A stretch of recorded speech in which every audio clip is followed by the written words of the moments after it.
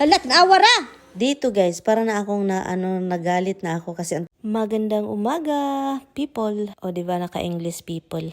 Anyway guys, maaga tayo ngayon. No? Si Tami alis patungong trabaho. Pero bago yan, aligaga muna kami sa kanyang pagkain para meron siyang mabaon. Tulungan po yung pig namin guys, tinutulungan ko siya para naman masaya yung buhay, no? Masarap kasi yung feeling na masaya yung asawa mo sa ginagawa mo. So, nagkat ako dito ng sausage para meron siyang mabaon kasi sabi niya gustong-gusto talaga niya yung sausage. At gusto niya lagyan ng tomato sauce para ilagay sa kanyang bread.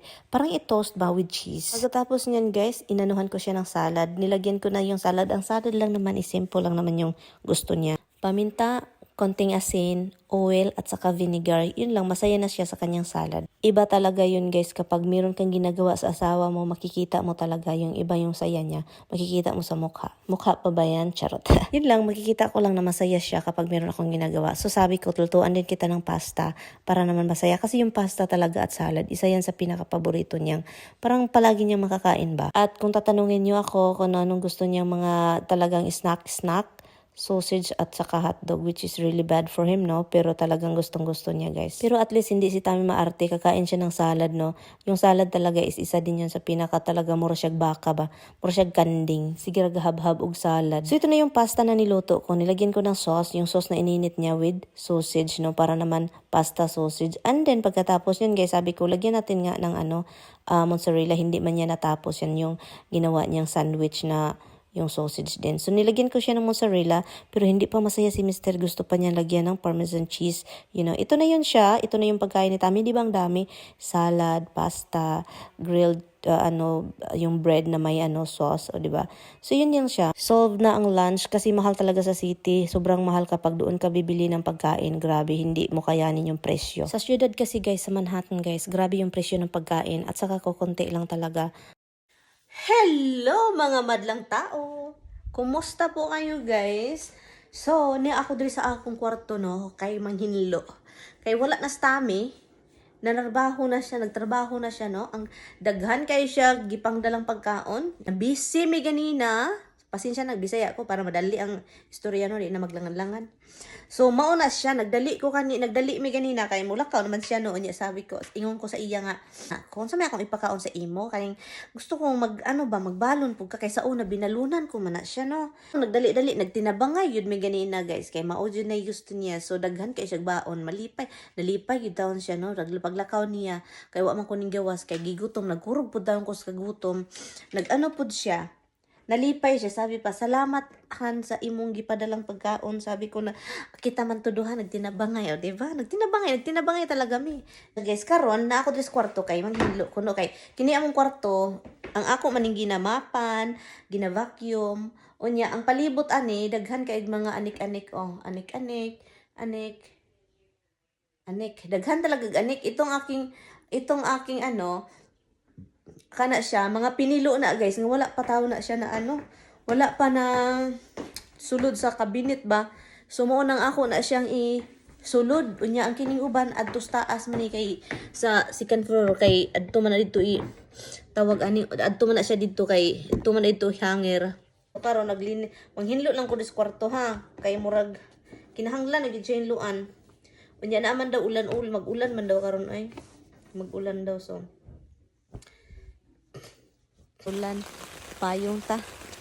Direta, may tubig na ning akong dito. Look. May tubig na lagi. Oh, may tubig na. And then, dito ang tubig. Ganyan.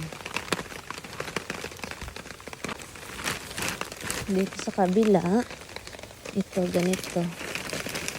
Parang natin na para hindi siya maanik. Ganyan. Lumabasa. Nabasa na ako lang. Ito lang yung inano ko kasi may lupa yan guys ba. You know. So, parang magpundo mang tubig eh.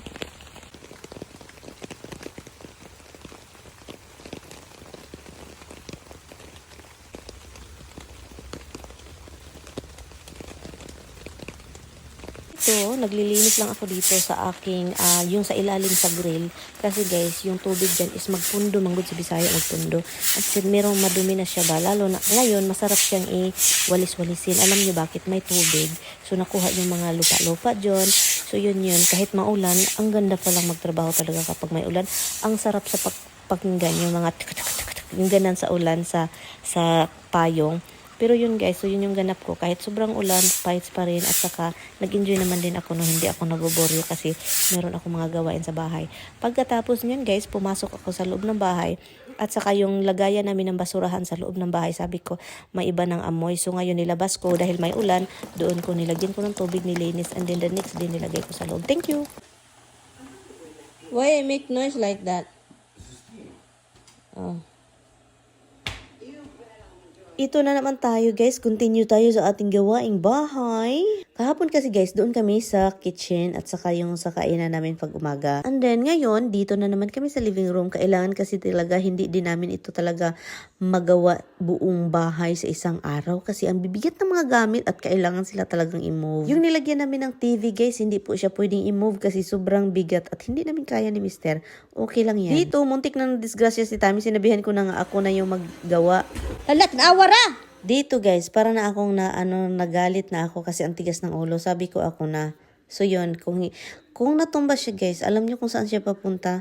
Sa hospital. Ayaw pa naman niya ng hospital. O ito na guys, pagkatapos niyan guys, naghintay kami ng 1 oras bago mag-dry yung ginamit ni Mr. kanina na steamer, no? Steamer yung ginamit niya kanina. Pagkatapos, 1 hour later guys, dry na siya. So ngayon, nilagyan ko na siya ng protection, yung chemical, no? Pang-protect sa ating wood. Busy po yun talaga yung lula ninyo kasi hindi po pwedeng nakaupo-upo lang ako, no? Kailangan talaga everyday ba yung dapat akong gawin.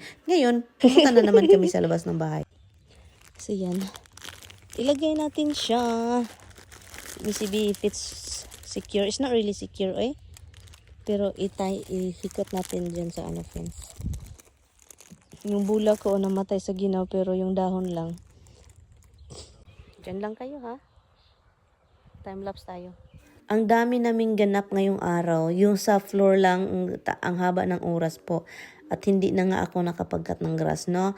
At sa ngayon, pumunta kami dito sa labas parang asikasuhin namin ito kasi para naman mag-start na akong magtanim. At saka tinutulungan ako ni Tammy kasi sinabihan niya ako na hindi ako mataas. You overdo over there. You just have need to hold it.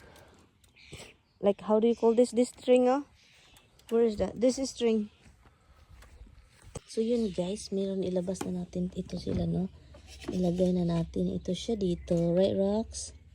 I-try natin ilagay. Hala, meron talaga siyang ugat guys. Oh. Yun na guys, kangkong pala ito guys, yung inano natin sa loob ng bahay. At ngayon, kailangan na natin siyang ilabas. Pero nasa tubig siya, hydroponic po yung gamit natin. Ipinag-try ko lang kung kaya ba ito, no? So yun na guys, first hydroponic natin ito sa labas ng bahay. Tingnan natin kung mabuhay ba ito.